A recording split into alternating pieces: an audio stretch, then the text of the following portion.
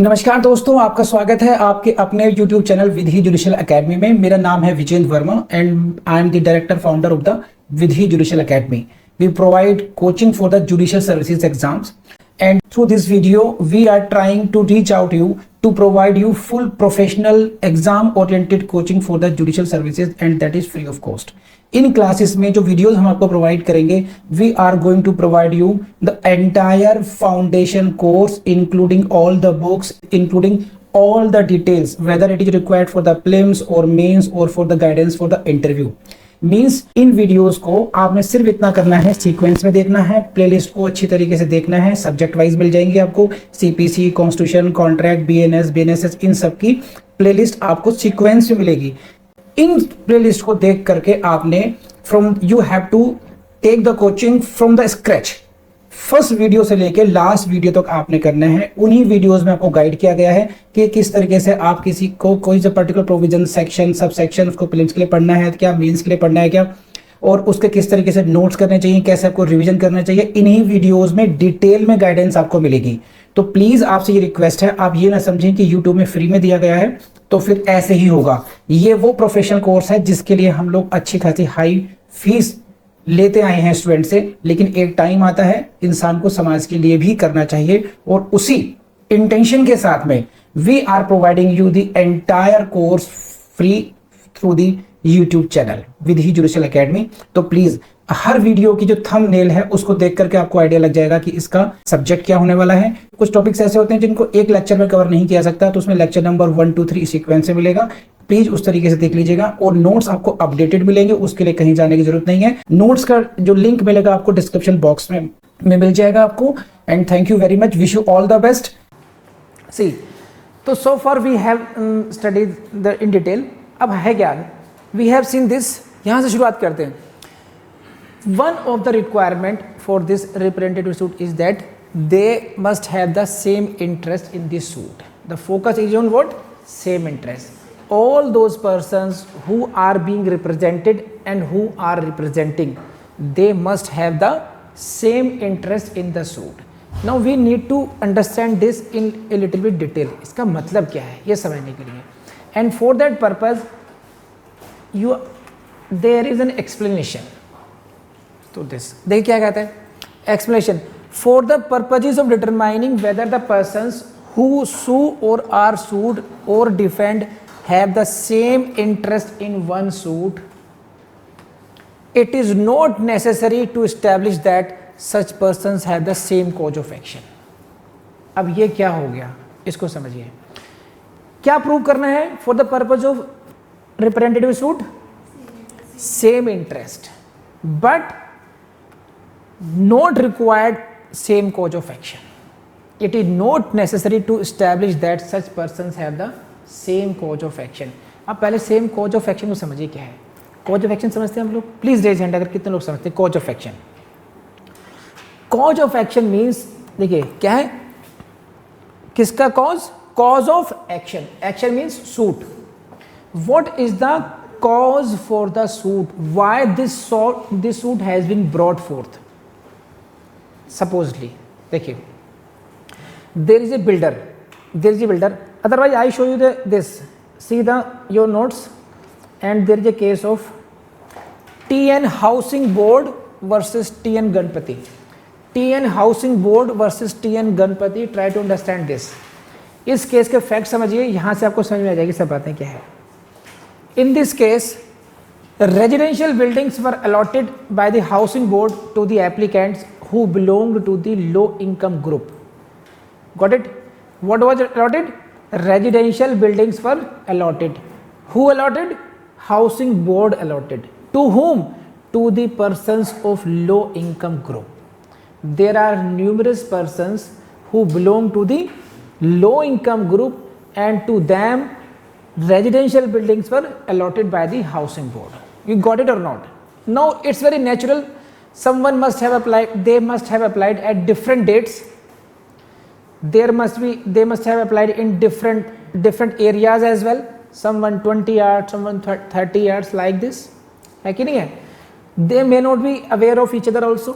वो जानते भी नहीं होंगे आपस में, है कि नहीं है? मान लीजिए मैडम साक्षी एक अलग झोपड़ी में रह रही थी, लक्ष्मी जी अलग झोपड़ी में रह रही थी, इनको दिखा कि लो इनकम ग्रुप के लिए कुछ रेजिडेंशियल स्कीम आई है, करा लिया लॉट अपने लिए। अब लक्ष्मी को साक्षी को क्या पता एक दूसरे के बारे में, but now they all are dealing with the TN housing board. Got it और नॉट? प्लीज रेज हैंड, बात समझ में आ गई तो this is the first factual information for you.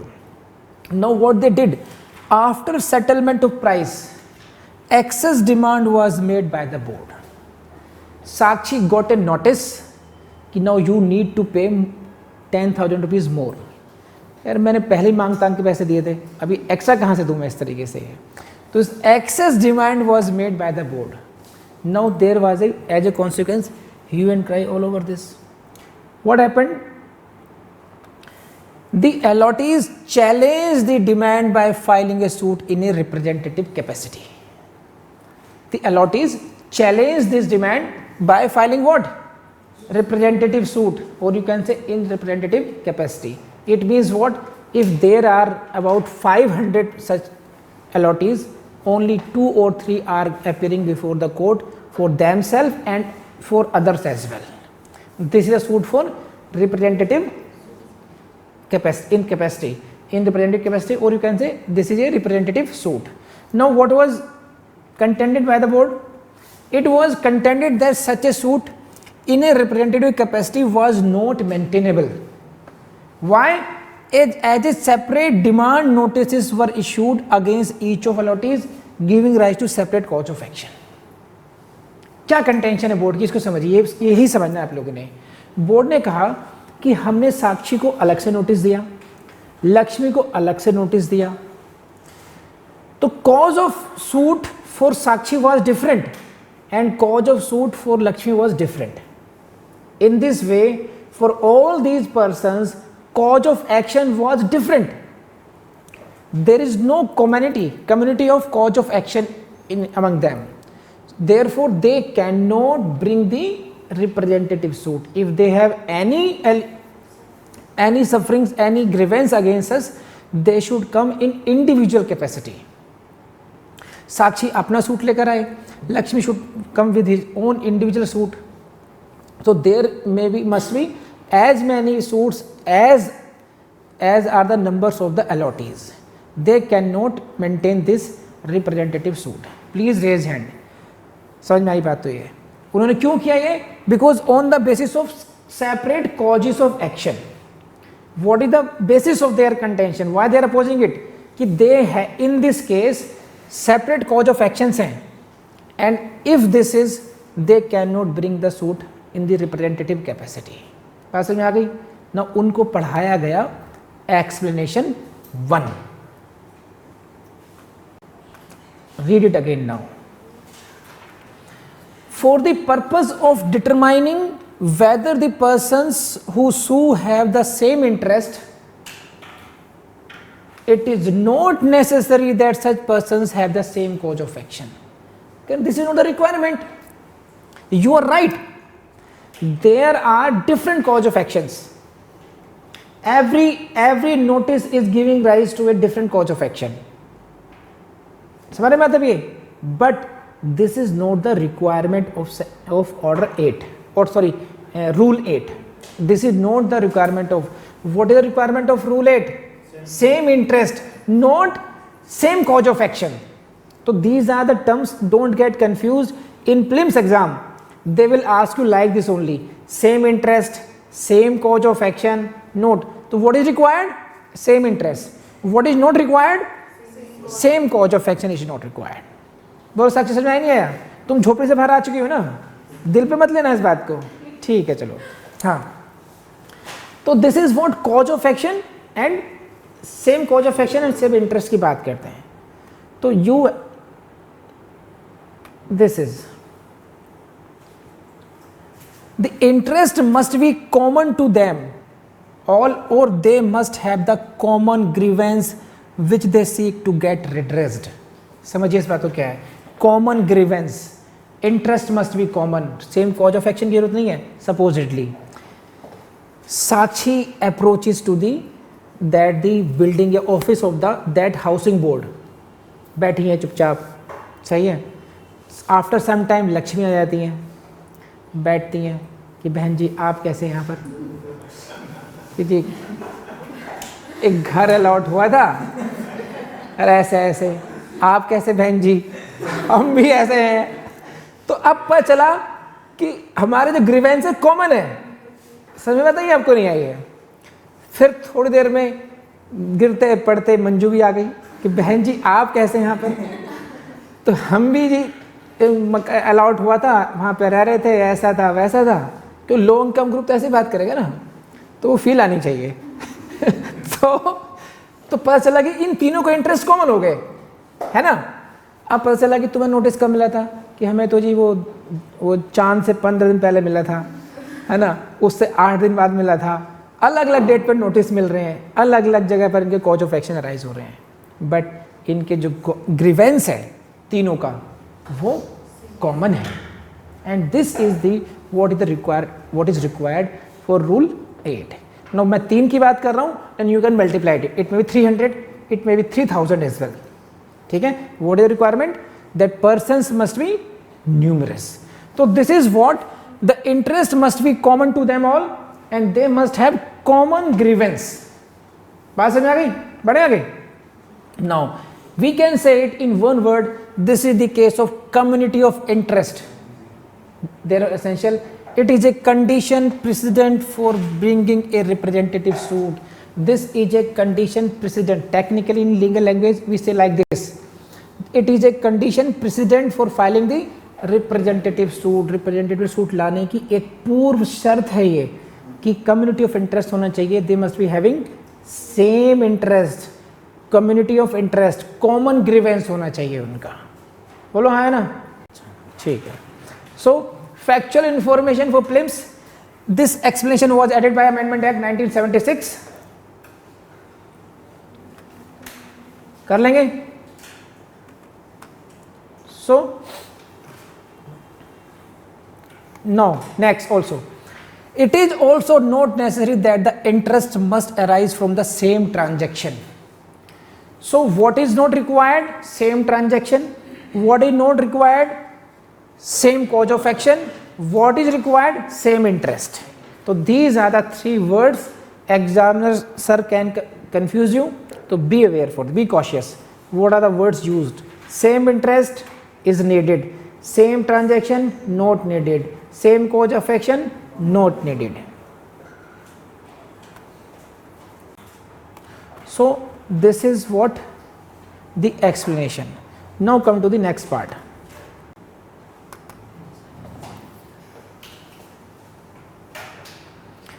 We have read this clause 6. This is clause 6 of rule 8, sub rule 6.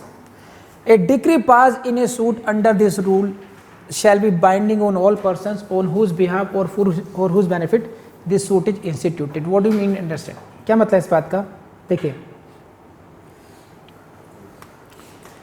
decree passed in the representative suit is binding on all persons. क्या मतलब इस बात का? Supposedly now Lakshmi, साक्षी, Manju, X, Y, Z जितनी भी बहन जी इकट्ठी हुई, they filed a representative suit.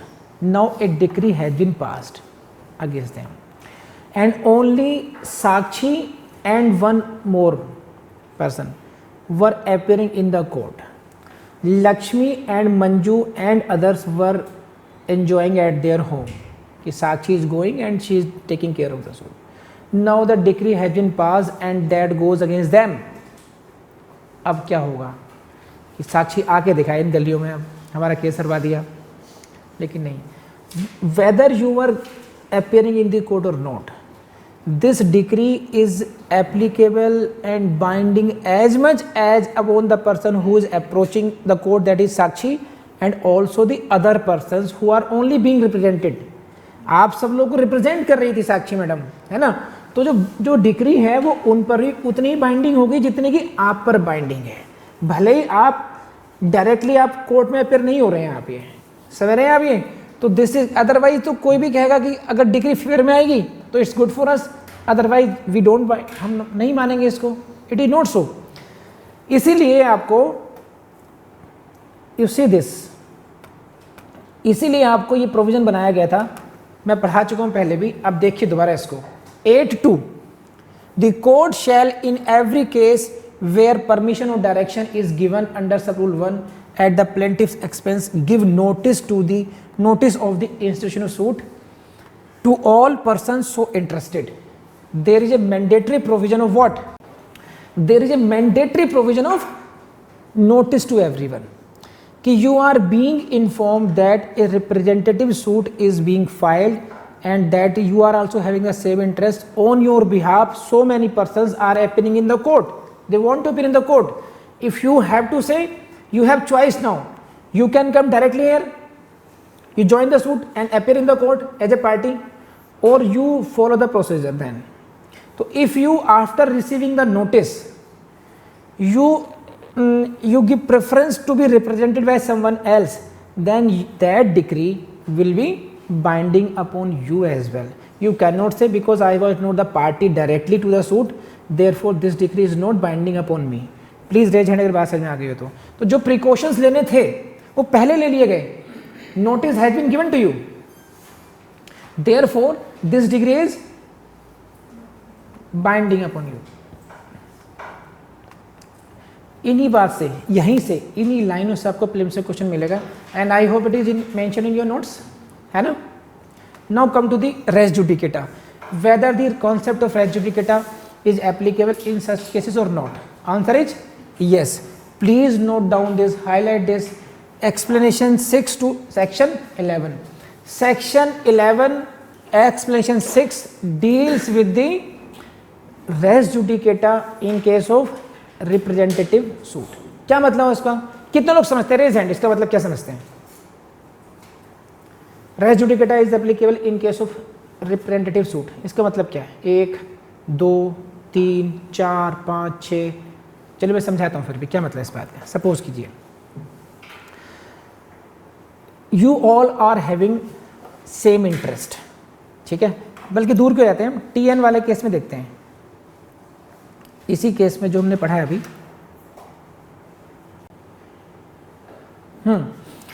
TN housing board case के ही हम लोग एग्जाम्पल लेते हैं। We take the example of this TN housing board. There were so many allottees who filed a suit in representative capacity.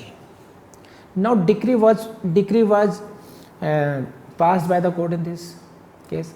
Now that decree is binding upon everyone. Now supposedly we take the number as 100 allottees were there who filed a suit in representative capacity. Now a decree has been passed. Now out of them 1 or 2 again bring a suit in private capacity, individual capacity. Now suit will be res judicata because that same suit taking the substantial directly and substantially the same matter has already been heard and finally decided in the former suit. They cannot bring a suit now in private capacity because already this matter has been decided finally conclusively by the decree. समझ में बताइए आपको कि अगर उन 100-200 में से 2-3 लोग डिक्री पास होने के बाद में अलग से एजिटेट करना चाहते हैं, अलग से सूट लाना चाहते हैं, तो उसको फिर रेस जुडिकेटा करके वहीं पर बार उसको किया जा सकता है। Trial can be barred by applying the principle of res judicata. और इसीलिए स्पेसिफिकली ये आप कह दिया गया है इसमें, this is Section 11 explanation 2 specifically deals that in case of representative suit res judicata will apply. Such a decision would operate as res judicata. तो क्वेश्चन कहां से आएगा प्रीलिम्स का, which provision deals with the res judicata in representative suit, that is what explanation 6. Which explanation deals with the constructive res judicata, explanation 4th. Which provision deals with the res judicata, section 11. बात समझ रही क्या कह रहा हूं मैं लक्ष्मी है। अगर क्वेश्चन ये है कि वो कौन सा प्रोविजन है जो रेस जुडिकेटा को डील करता है, सेक्शन 11 हो गया। अगर पूछते हैं कंस्ट्रक्टिव रेस जुडिकेटा क्या है, एक्सप्लेनेशन 4 हो गया, और वो कहें कि res judicata in case of representative suit explanation 6 हो गया। इस तरीके से आप प्रीलिम्स तैयारी करेंगे। Now come to abatement. Next point, abatement का मतलब क्या है? अबेटमेंट का मतलब है coming to end. When a suit comes to an end it we says it is the case of abatement. Supposedly 4-5 लोग जो केस लड़ रहे थे एलओटीज के, वो किसी एक्सीडेंट में बेचारे मारे गए। All the persons who were representing in the court died suddenly because of some accident. Now it means what? Whether this suit will come to an end because all the parties who were appearing in the court has died? No. Representative suit will not come to an end with the death of the parties representing. In a representative suit, even if any person who is conducting the suit dies, such suit will not abate, and this is the question of your prelims. If he dies, whether the suit will be abate or not. Suit will not abate. Please raise hand अगर बात समझ में आ गई हो, otherwise मैं समझाता हूँ आपको इसको। तो छोटी छोटी बातें हैं, याद कर लीजिए, आपके रिजल्ट पर बहुत बड़ा असर डालेंगे ये। ठीक होगा क्या? ऐसे केसेस में other persons or persons interested in suit may proceed with the suit. अगर सब मर जाते हैं तो जो रिमेनिंग है they can come forward and the suit will continue. Now come to the cost. Who will bear the cost? Suit की जो कॉस्ट है, रिप्रेजेंटेटिव सूट की कॉस्ट कौन बियर करेगा? So in a representative suit also parties on record, कौन? Parties on record में be made liable to पे cost. जो पार्टीज रिकॉर्ड पर आ रही हैं उनसे कहा जा सकता है कि यू पे दी कॉस्ट। लेकिन ऐसा भी हो सकता है in exceptional cases, however even unrepresented party that is party is not on record can be directed to pay the cost. तो दोनों ही बातें हैं नोट्स के रूप में सामने, कुछ टेक्निकल है नहीं कुछ यहाँ पर ऐसा। And last very important point on this, execution. Decree passed in such suit can be executed like any other decree. ठीक है, एक हुई डिक्री इंडिविजुअल कैपेसिटी में लाई गई उसमें, और एक डिक्री पास हुई रिप्रेजेंटेटिव सूट में, लेकिन दोनों का जो एग्जीक्यूशन प्रोसेस है उसमें कहीं कोई डिफरेंस नहीं है। तो रिप्रेजेंटेटिव सूट में सिर्फ इतनी सी बात है कि वहाँ पर आप इंडिविजुअल पर्सनल कैपेसिटी में सूट लेकर आते हैं। रिप्रेजेंटेटिव कैपेसिटी में सूट में आप खुद को भी रिप्रेजेंट कर रहे हैं और अन्य लोगों को भी रिप्रेजेंट कर रहे हैं, और उसमें सिर्फ इतनी सी बात आ गई कि कब करेंगे। 2 कंडीशंस है, numerous persons, same interest, what is not required, same transaction, what is not required, same cause of action, it is not required, what is required, permission of the court, what is required, notice is required, that's all. तो this is all about representative suit. Now you see some questions here. Which one of the following is not required? See that this is not required in filing a representative suit under order 1 rule 8. So what is not required? Numerous parties required or not? It is required. Same interest required. Leave of the court. अब leave का मतलब छुट्टी, court की छुट्टी नहीं है, leave का मतलब परमिशन ऑफ द कोर्ट है। तो this is required, automatically the will be the answer. Read it, written permission of those who are being represented, लिखित रूप में सहमति नहीं चाहिए। ये आपका आ गया उत्तराखंड जुडिशियल सर्विसेज में, ये क्वेश्चन पूछ लिया गया। क्या मुश्किल है बताओ इसमें, कर लोगे आप?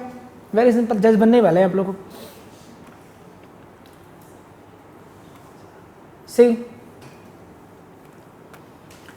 which, very difficult question, which provision of CPC provides that one person may sue or defend on behalf of all in the same interest? Order 1 rule 8. कितना मुश्किल है? There is no application of mind, you just remember the provision.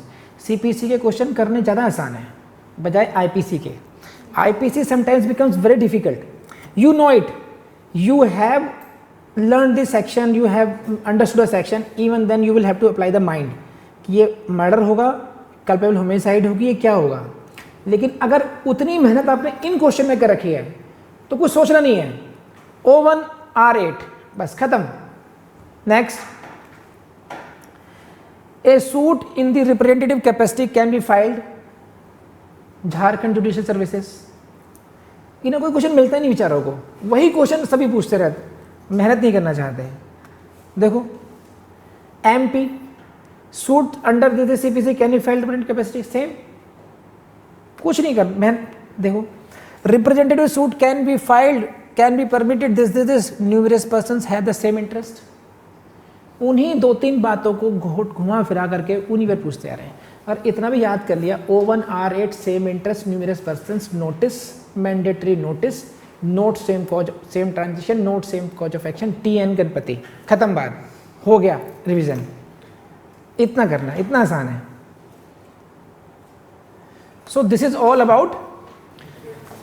So please आपसे question पूछेंगे, write short note on the representative suit in mains. Prelims से question जहां से मैंने आपको बताया है, सब हाईलाइट करवाया, यहाँ से आ जाएंगे। आपने एक बात नोट की होगी कि आपने जो बचपन में याद किया, जैसे टेबल याद की या रिलीजियस कुछ आपने, कोई आरती, कोई नमाज, कोई गायत्री मंत्र याद कर रखा होगा, तो आपको हमेशा याद रहता है। वो क्यों रहता है? क्योंकि रिवीजन बहुत किया होगा। उसी तरीके से मैक्सिमम फेलियर्स इसलिए होते हैं, ध्यान रखना, कि लोग याद नहीं करते, केवल पढ़ते जाते हैं। तो दोस्तों, आप ये गलती बिल्कुल नहीं करेंगे। जितना भी आपने पढ़ा है, आप खुद से पूछना कि आपको वो याद हो गया है, नहीं हो गया। आप उस दिन जज बनेंगे जिस दिन आपको ये सारा जो ज्ञान आपको दिया जा रहा है वो टिप्स पर ऐसे होना चाहिए जैसे 2 का टेबल। ये मत भूलिएगा। और without wasting time, please go to the next video. Thank you very much.